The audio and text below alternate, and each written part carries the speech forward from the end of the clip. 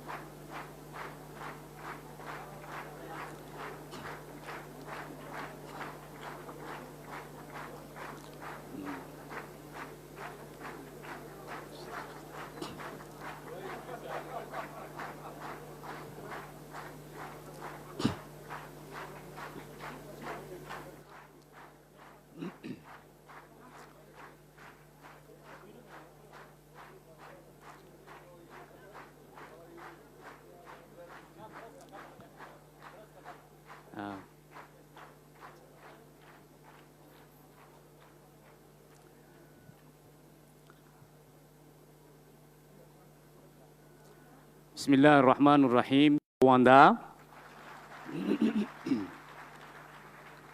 Honorable Général Moses Ali, Premier vice-premier ministre de la République d'Ouganda. Excellence Lieutenant Général Yasser Al-Atta, membre du Conseil souverain de transition de la République du Soudan. Excellence Monsieur Moustadrouane Abdou, président de l'Assemblée de l'Union des Comores. Excellence Madame Segane Yawa Djigbodi, présidente de l'Assemblée nationale du Togo. Excellence Monsieur Mohamed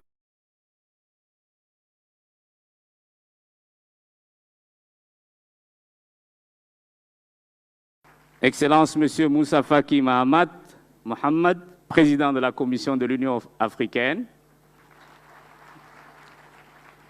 Excellence Dr Werkene Gebeyehu, secrétaire exécutif de l'IGAD. Excellence Dr Ahmed Awad Ben Moubarak, ministre des Affaires étrangères de la République du Yémen. Excellence Madame Nana Kwimba, ministre auprès de la présidence de la République démocratique du Congo.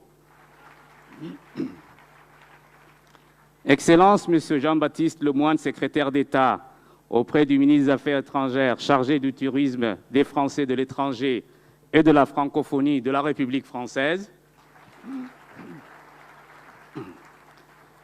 Excellence Monsieur Ahmed Kattan, ministre délégué chargé des pays africains du Royaume d'Arabie Saoudite. Excellence Monsieur Sultan Ben Saad Al-Merrihi, ministre délégué chargé des Affaires étrangères de l'État du Qatar. Messieurs les chefs de délégation de l'OCI et de la Ligue arabe, Monsieur le Premier ministre, Monsieur le Président de l'Assemblée nationale, il mérite aussi des applaudissements. Monsieur le Président du Conseil constitutionnel, Mesdames et Messieurs les membres du gouvernement, Mesdames et Messieurs les députés, Mesdames et Messieurs les représentants du corps diplomatique, Mesdames et Messieurs les représentants des corps constitués, honorables chefs coutumiers et leaders religieux, distingués invités, tout protocole observé, Mesdames et Messieurs. J'ai l'insigne honneur ce matin de vous accueillir à la cérémonie d'investiture du président élu de la République de Djibouti, Son Excellence M. Ismaïl Omar Guelleh, élu à l'issue du scrutin du 9 avril 2021, et j'ai l'honneur de vous souhaiter à toutes et à tous la bienvenue à cette cérémonie. C'est un événement important pour notre pays et qui marque le début du nouveau mandat du président de la République qui a été plébiscité par les Djiboutiens qui l'ont réélu avec un résultat définitif de 97,3% des suffrages exprimés. Ces résultats reflètent l'adhésion du peuple djiboutien au projet de société qu'il porte pour notre nation et pour l'avenir de ce pays, ainsi qu'à son bilan socio-économique. Par ailleurs, ce projet de société est axé sur la paix et la stabilité, la jeunesse et la création d'emplois et l'amélioration continue du bien-être de nos populations en zone urbaine ainsi que dans nos régions. Je me garderai d'anticiper sur le discours du président élu et donc, sans plus tarder, je vous présente le programme de la journée qui se déroulera comme suit. Nous commencerons cette cérémonie par la lecture du Saint-Coran, quelques versets que va nous réciter le cheikh Saad Abdullah Ousmane, qui sera suivi de l'hymne national. Ensuite, les chants et les danses traditionnelles et folkloriques de notre pays seront présentés par différents groupes. Suivra la déclaration d'investiture par le président du Conseil constitutionnel, M. Abdi Ibrahim Absié. Ensuite, le président sera accueilli sur ce podium pour recevoir les honneurs et il sera décoré de la plus haute distinction de l'État, le Grand Cordon. Nous passerons ensuite à la prestation de serment et j'appellerai tous les membres du Conseil constitutionnel au niveau de l'estrade, ainsi que le président du Haut Conseil islamique, et qui sera un petit peu celui qui va donner donc le serment au président de la République ou le faire réciter. Et interviendra le discours tant attendu du chef de l'État, du président élu, son discours d'investiture. Suite donc à ce discours d'investiture, la cérémonie prendra fin et tous les invités seront accueillis à un banquet organisé ici à la présidence même. Voici donc le programme de cette matinée. وأصحاب الفخامة والمعالي والسعادة سأدعو الآن الشيخ سعيد عبد الله لكي يتلو على مسامعنا آيات من الذكر الحكيم فليتفضل إلى المنصة.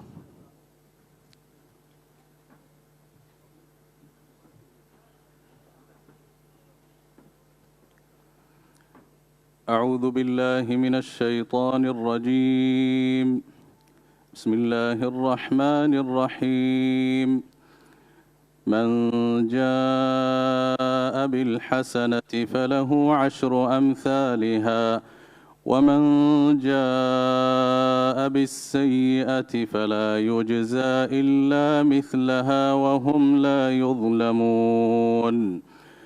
قل إنني هداني ربي إلى صراط مستقيم دينا قيما ملة إبراهيم حنيفا وما كان من المشركين. قل إن صلاتي ونسكي ومحياي ومماتي لله رب العالمين لا شريك له وبذلك أمرت وأنا أول المسلمين.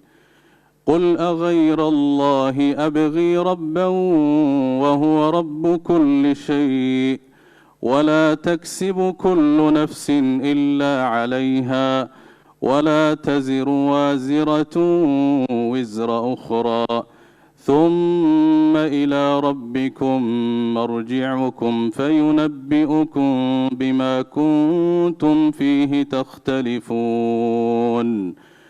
وهو الذي جعلكم في الأرض خلائف ورفع بعضكم فوق بعض درجات ليبلوكم فيما آتاكم إن ربك سريع العقاب وإنه لغفور رحيم.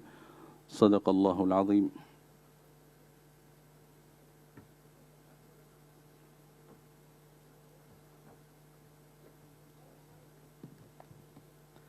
Your Excellencies, heads of states and government, distinguished heads of delegations, if there is anyone who has a problem with the translation kit, I just would like to remind you that Channel 1 is English, Channel 2 is French, and Channel 3 is Arabic.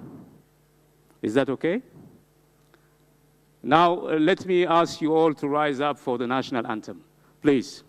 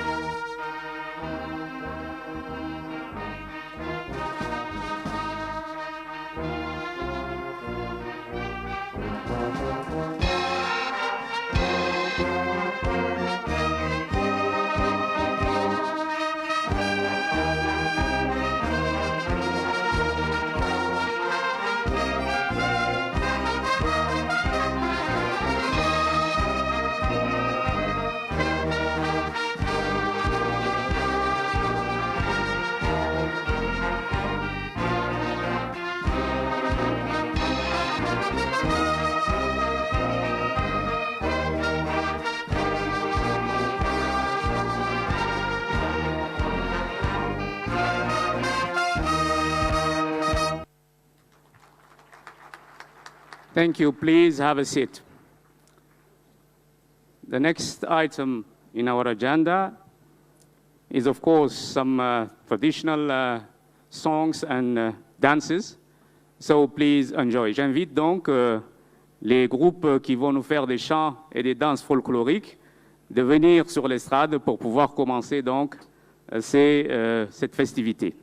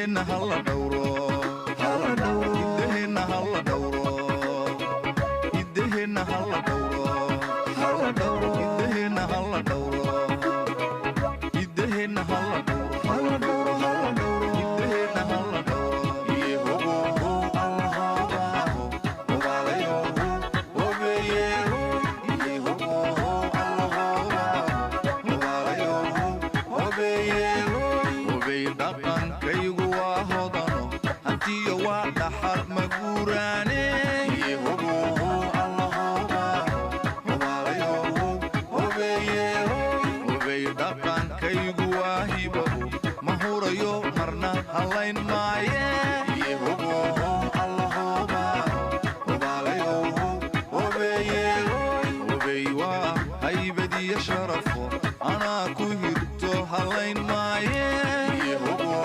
allahobaho obaalayo obeeye obey dhaqankayga kama hadhayo hadiyo jeer dhawaan ku heesaaye iyo hogo allahobaho obaalayo obeeye iyo hogo allahobaho obaalayo obeeye iyo hogo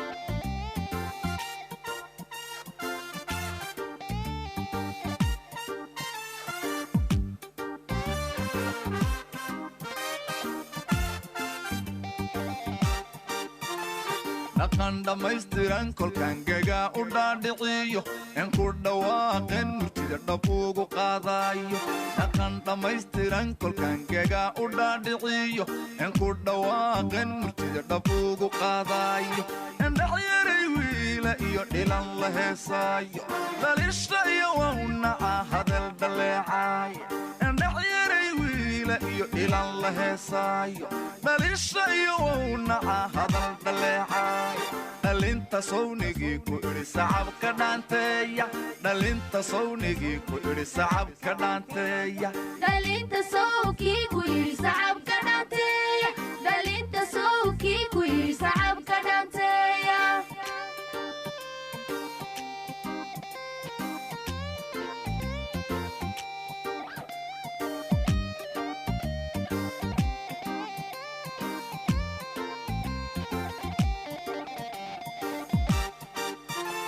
dhaqan dharkiisii kolkaan dhagisku soo siiyo ee soo dhex joogsada bulshada iga dhab weeyaane dhaqan dharkiisii kolkaan dhagisku soo siiyo ee soo dhex joogsada bulshada iga dhab weeyaane ku dhiiradoo dhaqanku waa dhaxalkii soo yaale ku dhaato oo ha dhaafino dhalasha luuqeeya ku dhiiradoo dhaqanku waa dhaxalkii soo yaale ku dhaato oo ha dhaafine dhalasha luuqeeya dhalinta sawnigii ku idhi sacabka dhaanteeya dhalinta sawnigii ku idhi sacabka dhaanteeya dhalinta sawkii ku yidhi sacabka dhaanteeya dhalinta sawkii ku yidhi sacabka dhaanteeya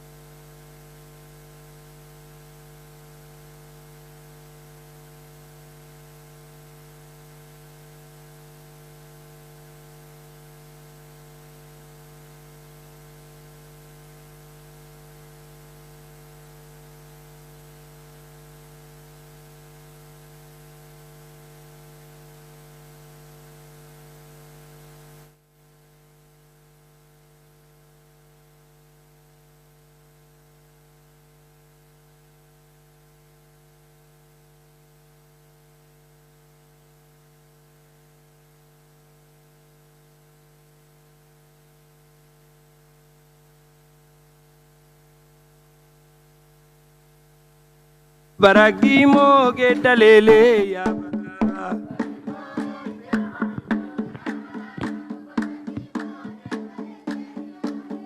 bara barimo ya bara baragi moge dalele ya bara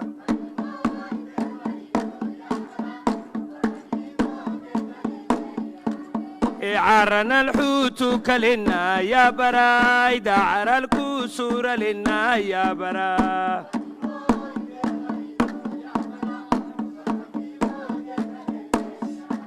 أيو كفتكو سار لنا يا برا يبقولكو كحني لنا يا برا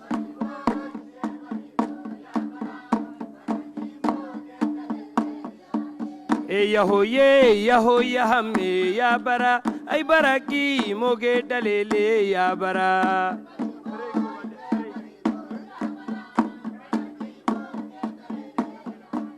اي بريمو ايتي بريمو يا برا أبراكي موجي دليلي يا هي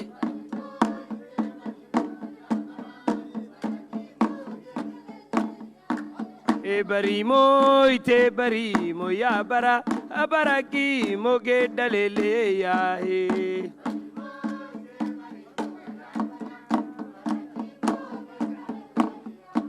ايغا بهت كا سنكيكي يا برا ايافتعوك تو سنكيكي يا هي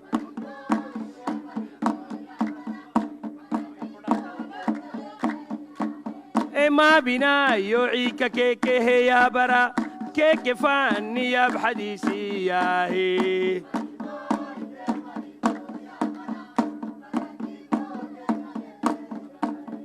بريمو ايتي بريمو يا برا أبراكي موجي دليلي يا هي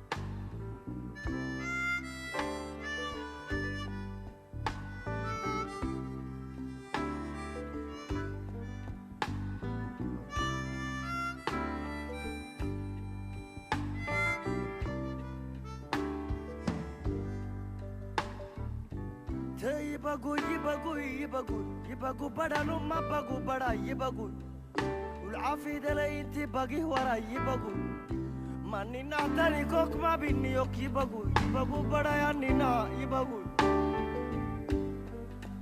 سولو وايدا عمك بيتي في لواري بداك بيتي بعدي ساك بارو تنجدي بعدي سينا حلال بارولي اقبي ويكو حولين ديلي نب هواي تيكو بلالي قالي وبارو سودالي نمالب كامو عدولالي كميرو عري حرتا عدستالي قالي عدو ويك عدولي قالي داتو ويك بارولي بروالي باري بايسي نغاري سودا توك بحرك باتي باروتو عبالك باتي الله يا ماري سودا يو يا نيجي بروايه لوه براوة كوكفري واسه صعوبة كوكفري كميرة دسلالي دبر عيني برود حاسة ماني لك ينتالي ناسي نارغو هما مكاليو ما توغالو هما مكاليو مندقالا غريريسا مونقالا عبيريسا والولا على نيعي داكوراك بحري الهايني قرو تاتاني كانقو تانيك معي انقو داقو ماليك معولك معي ياي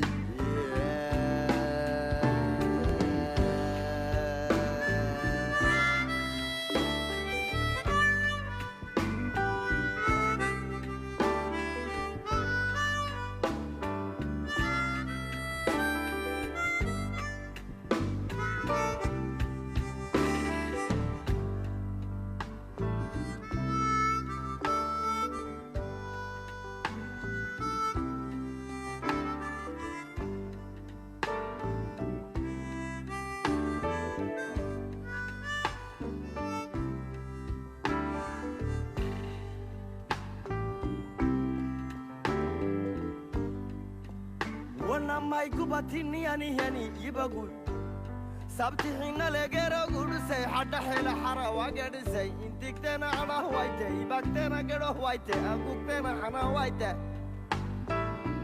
Dagwadal gaba habna irori le ho foro dini dir wale roita alma keda sodi mi karera ammi selusi mai dali amana wesugu xelay radu ay tadala taanayli datrabina hilmay way rubele haram abla xulay ke gaaribo barhinay lo hinay boboysane hanhinay hado hinay sahilay Mahi mahi semarol tedege kairo korte mira wol tedege gala memelay tugo hastale hundubu nabagel gore banay abba badi tikere hawi arola sekiro bisri hoda wayira dawli wonna mai gubatini ani yanay yeah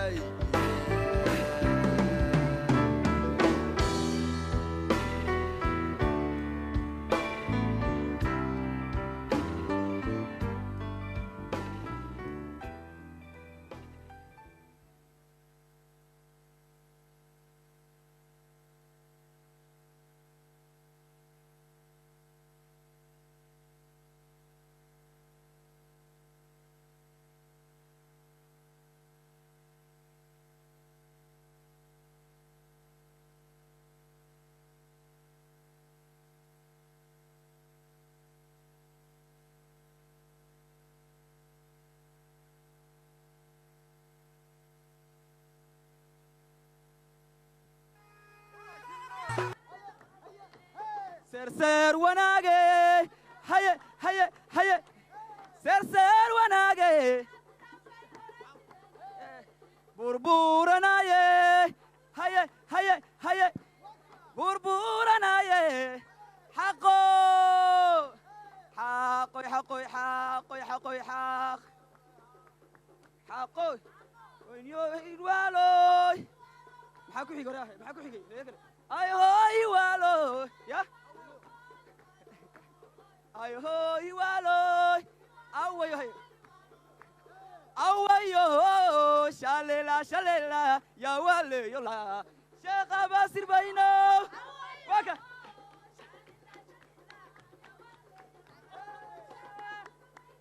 اوي شاللا شاللا يا والي يلا شيخ باسر بينو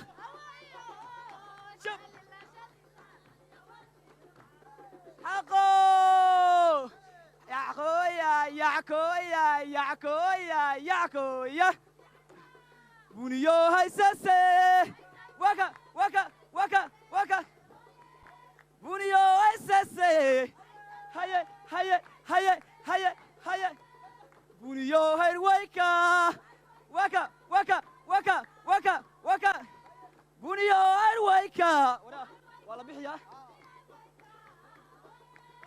بنيو هيدابو هيا هيا هيا ولا بيحي بنيو هيدابو هلا بحي بنيو هيرويكا هيا هيا هيا هيا بنيو هيرويكا بنيو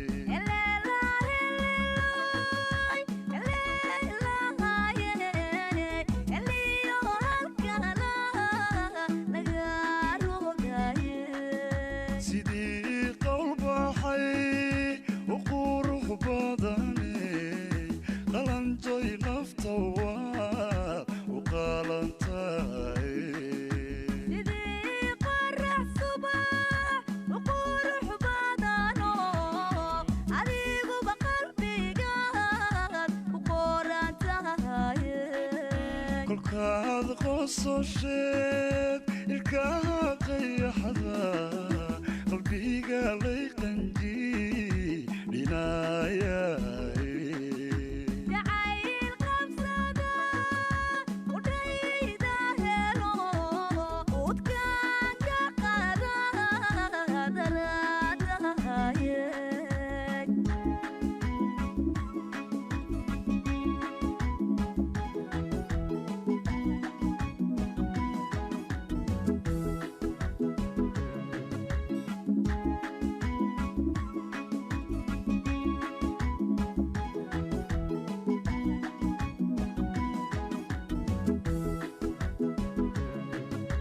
Helela heleloy helelahaye heliyo halkala laga rogay Elela heleloy helelahaye eliyo halkala laga rogaye imaan qalmage laka bixino on ku qalmin qaal bahaw furine aduu qalbigay ku qaalaye sideen qofka laba u qaabiliye qodobkan idhi waa mid qiimo gale inuu ka qasarin qordheere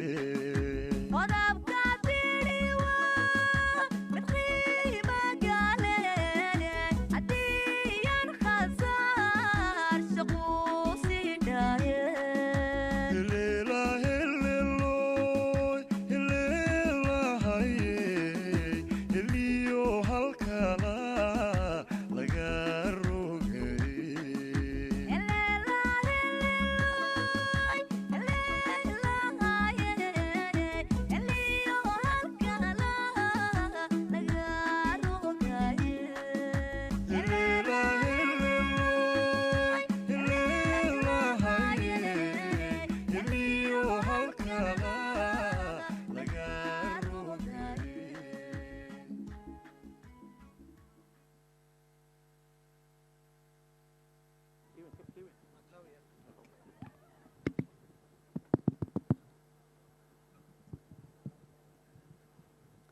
نشكر الفرق الوطنية التي قدمت لنا بعض نماذج الرقصات والأغاني الوطنية. أصحاب الفخامة، أصحاب المعالي، أصحاب السعادة، الآن سوف ننتقل إلى البند الثالث وهو إعلان النتائج النهائية من قبل رئيس المحكمة الدستورية السيد إبراهيم عبدي عبسية، فليتفضل إلى المنصة.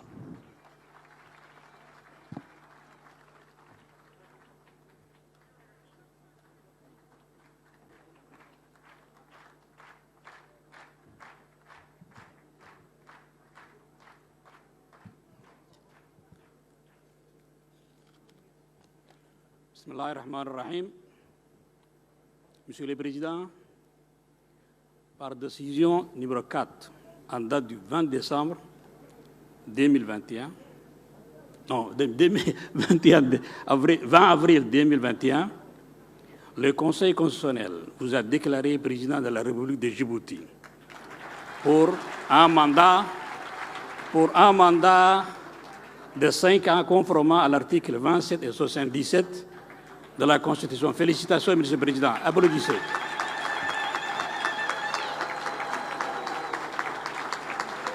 Merci. Non. Félicitations, Monsieur le Président.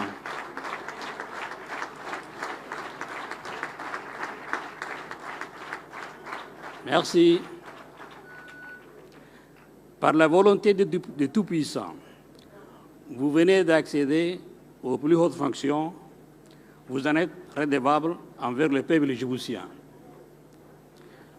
Le président de la République, élu, doit, avant son entrée en fonction, prêter devant le Conseil constitutionnel et sur le sang du Coran un serment qu'il aura, durant tout son mandat, l'obligation de respecter la Constitution de la République de Djibouti dans toute son ampleur et en toutes circonstances.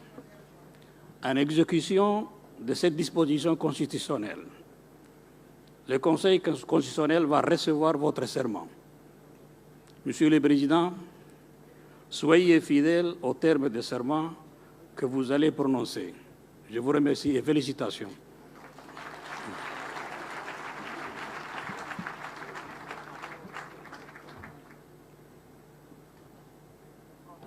Merci, Monsieur le Président du Conseil constitutionnel.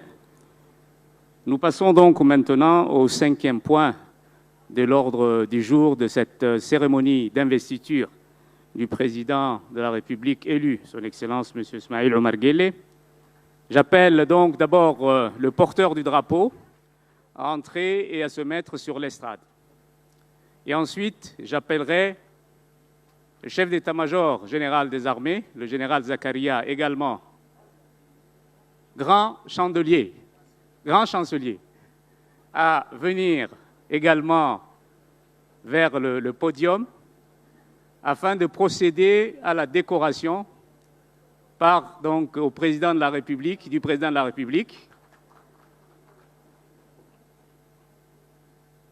Mon général,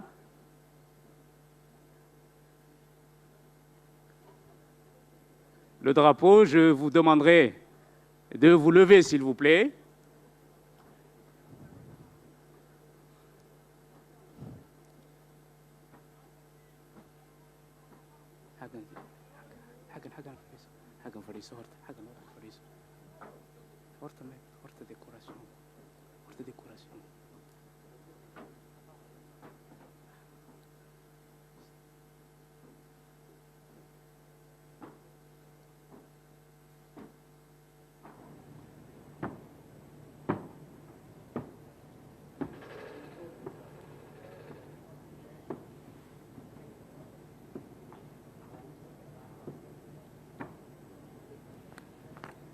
J'invite maintenant Son Excellence, Monsieur le Président de la République, à monter donc sur l'estrade pour recevoir les honneurs et la décoration.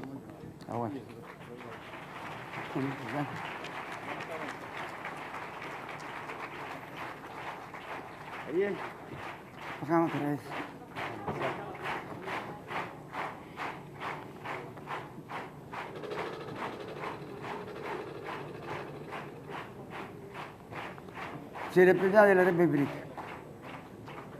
vous pourrez qu'on a...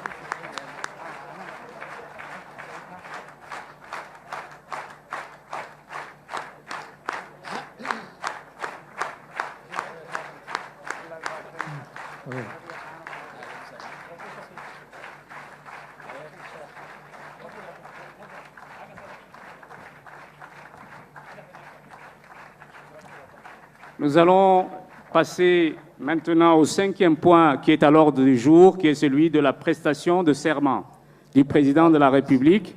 Et le secrétaire exécutif du Haut Conseil islamique, honorable Oukir Qaourah Fattah, va procéder donc à la lecture des mots du serment que le Président de la République va répéter.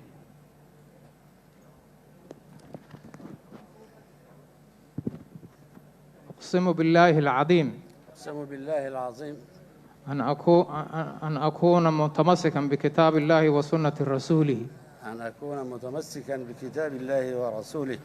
وأن أحافظ مخلصا على النظام الجمهوري وأن أكون مخلصا على النظام الجمهوري وأن أحترم الدستور والقانون وأن أرعى مصالح الشعب وحرياته رعاية كاملة وحرياته رعاية كاملة برعاية تامة وأن أحافظ على وحدة الوطن وأن أحافظ على وحدة الوطن واستقلاله وسلامة أراضيه واستقلاله وسلامة أراضيه والله على ما أقول شهيد والله على ما أقول شهيد. سبحان ربي.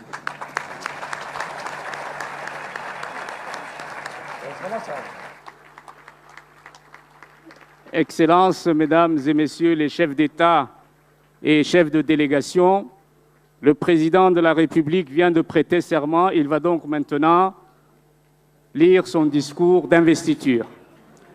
Je vous demande de l'applaudir chaudement.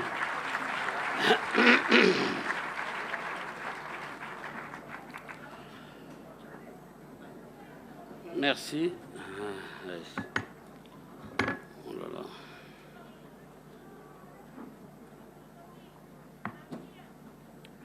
بسم الله الرحمن الرحيم. الحمد لله والصلاة والسلام على رسوله الأمين سيدنا وحبيبنا محمد صلى الله عليه وسلم. Excellences, Mesdames et Messieurs, les chefs d'État et de gouvernement, Monsieur le Président de la Commission de l'Union africaine, Monsieur le Président de la Cour constitutionnelle, Mesdames et Messieurs, les représentants des institutions, Mesdames et Messieurs les représentants du corps diplomatique, mes chers compatriotes. En cette journée si importante pour notre nation, je tiens tout d'abord à souhaiter aux chefs d'État et de gouvernement qui nous font l'honneur et l'amitié d'être présents parmi nous. Je voudrais saluer également les chefs de délégation des pays frères, les personnalités amies de Djibouti venues nombreux malgré les contraintes sanitaires. Au nom du peuple djiboutien et en mon nom propre, je vous exprime notre profonde gratitude pour ces marques d'estime, de considération qui traduisent la force de nos liens fraternels.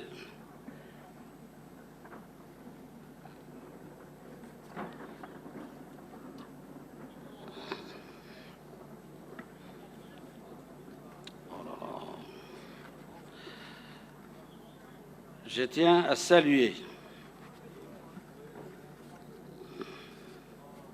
excusez-moi,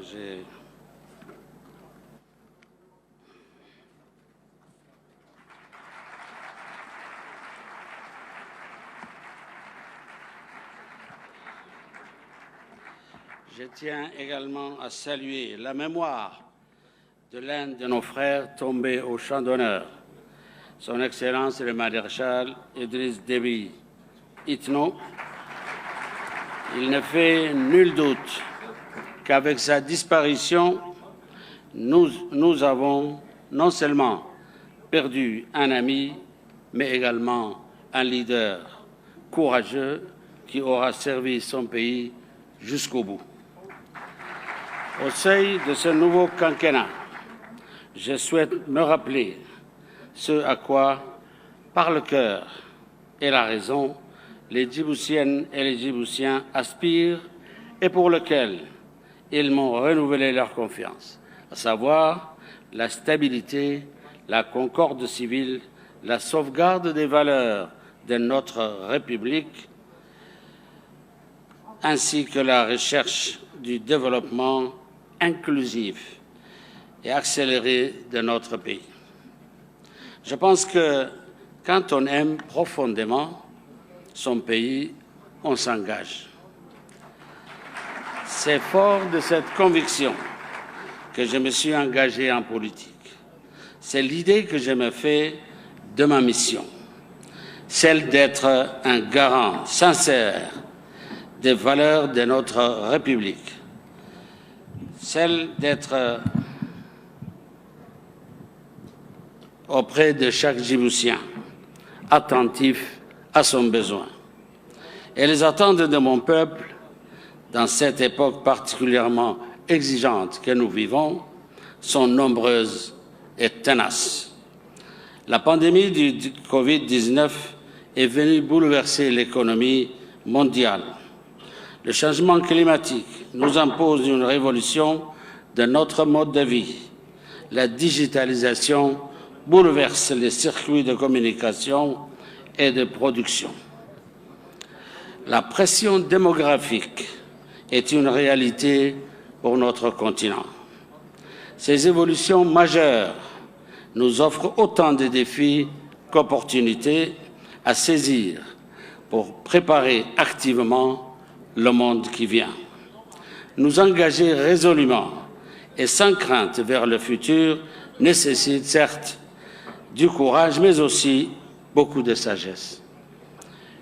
C'est résolument en nous que nous puiserons les ressources nécessaires pour créer les conditions d'une nouvelle donne.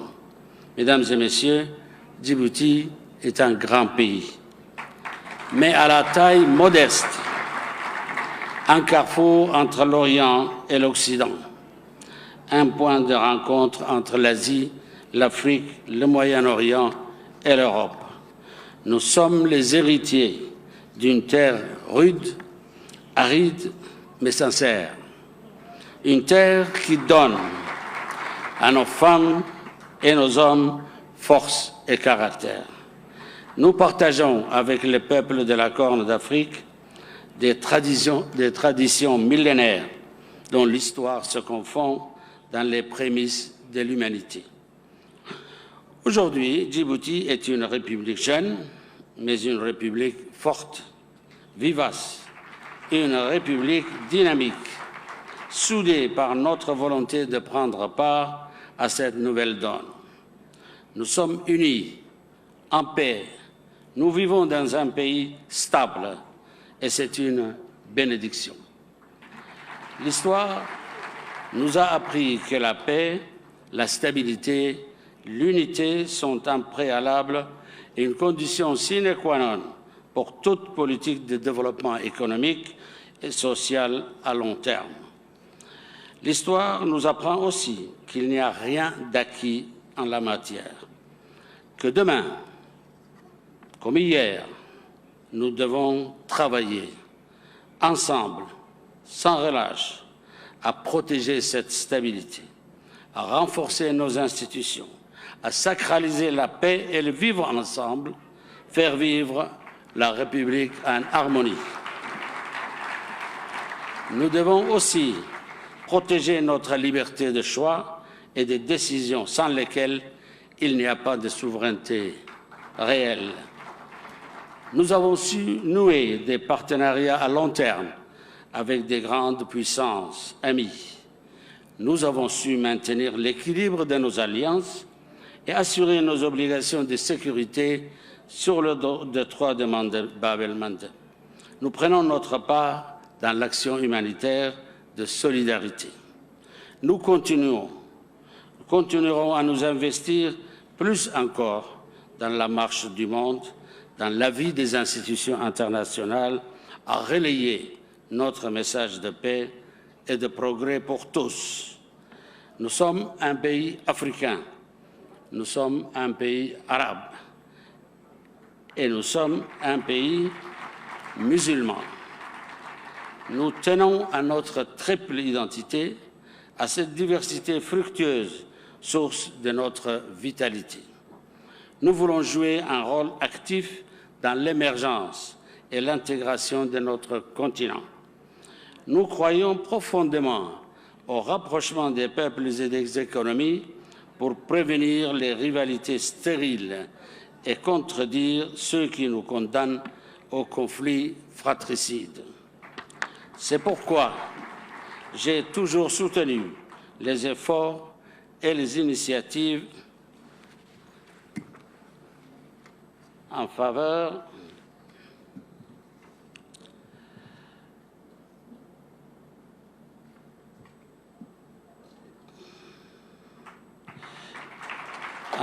du rapprochement et de l'intégration des économies africaines, particulièrement dans notre région.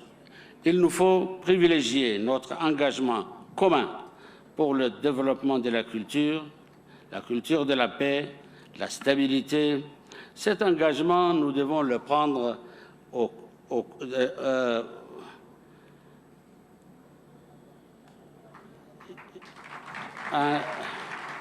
au nom des générations nouvelles, excusez-moi. Pour que tout cela ne reste pas un vœu pieux, il nous faut dépasser nos conflits mortifères, dépasser les intérêts du court terme pour voir loin. Il nous faut, une bonne fois, nous défaire de cette croyance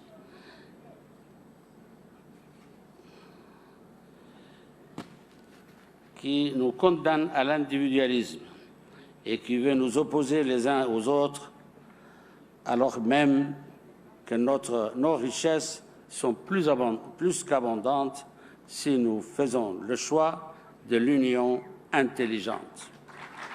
L'Afrique sera puissante si elle est unie. Elle sera riche si nous sommes ensemble. Si nos pays coopèrent pour se compléter et poursuivre notre vision commune d'avoir des États forts et efficaces. Nous sommes pleinement engagés dans notre région, dans cette corne de l'Afrique qui se doit d'être la maison commune de tous les peuples qui y vivent. Et nous sommes pleinement engagés dans les processus de construction continentale. Je pense tout particulièrement à la ZLECAf, née à Niamey en juillet 2019, à cette promesse d'une vaste zone de libre-échange à l'échelle de l'Afrique, à ce grand marché unique de plus d'1 milliard d'habitants. L'Afrique est, dit-on, le continent de l'avenir. À nous de transformer cette perspective en réalité. Nous sommes enfin pleinement engagés dans la consolidation de notre Oumma, de notre communauté de croyants, pour faire face aux extrémismes et à la violence. Nous opposerons notre tolérance, notre foi juste, notre identité profonde. Nous suivons donc avec émotion les événements qui touchent nos sœurs et nos frères palestiniens. Nous appelons, comme nous l'avons toujours fait par le passé, à une juste résolution politique du conflit et à la fin de l'occupation israélienne, seul chemin vers la paix des braves. Distingués invités, Mesdames et Messieurs, chers compatriotes, Djibouti est une nation modelée par le détroit de Bab el-Mandeb, un détroit par lequel transite plus d'un tiers du commerce mondial. Nous avons su nous appuyer sur cette position géographique, sur la créativité de notre peuple pour construire un projet de développement. En 20 ans, Djibouti s'est imposé comme un hub logistique et portuaire de niveau international. Aujourd'hui, nous sommes le leader africain en matière d'infrastructures portuaires. Nous avons enchaîné plus d'une décennie de croissance. Notre PIB a été multiplié par 6, le revenu par habitant par 5. Au premier jour de ce nouveau mandat présidentiel, notre objectif est d'accélérer la cadence. En tenant compte des changements du monde, il nous faut investir dans les services, les communications, les technologies digitales. Nous avons un immense potentiel en termes d'énergie renouvelable. Nous devons également investir dans l'industrie, produire nous-mêmes et faire en sorte que d'autres produisent à Djibouti, en particulier dans le cadre de notre politique de zone franche. Nous devons favoriser l'émergence de ces secteurs créateurs de valeur ajoutée pour le pays et créateurs d'emplois pour les Djiboutiens et les Djiboutiennes. Les opportunités sont nombreuses dans les domaines de l'avitaillement, des chantiers navals, des terminaux pétroliers ou gaziers, de l'industrie légère. Nous pouvons servir toute la sous-région. C'est dans cette perspective que s'inscrivent les grands projets du parc industriel de Damerjog et du réaménagement du port historique de Djibouti-Ville.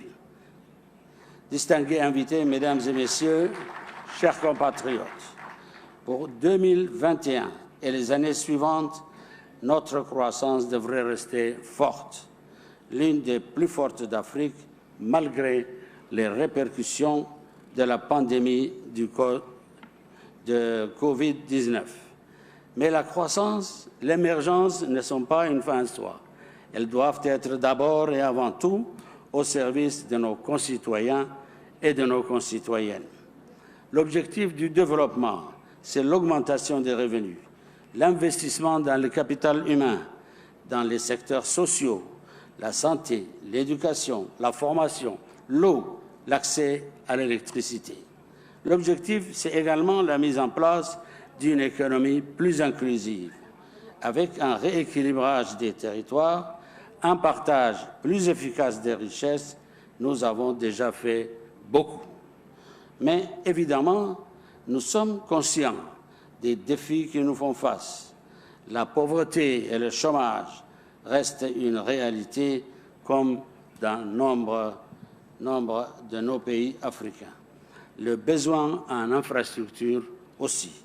Je suis déterminé, avec les Djiboutiens, à agir pour consolider notre République, agir pour nous débarrasser du fardeau de la pauvreté, agir pour l'émergence, agir pour Djibouti de demain, pour les jeunes générations qui viennent, dont l'engagement est essentiel à la réussite de notre projet collectif et qui doivent prendre toute leur place dans le monde moderne.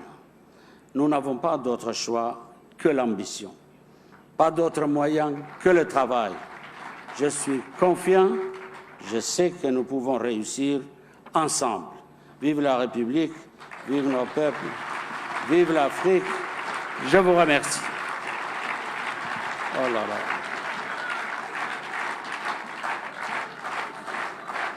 Wow.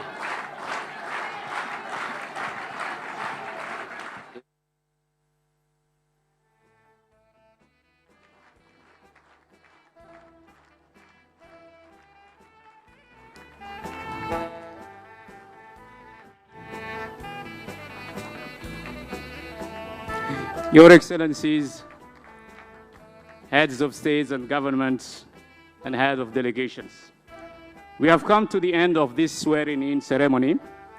Now I will invite the heads of states and governments and heads of delegation to proceed to the waiting hall.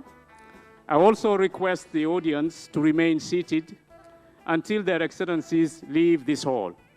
The banquet will start at 1:30 p.m. here at the State House.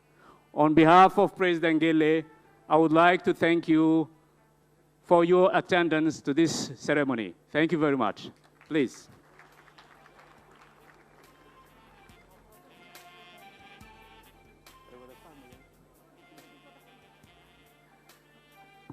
Que les autres invités restent assis le temps que les chefs d'État puissent sortir.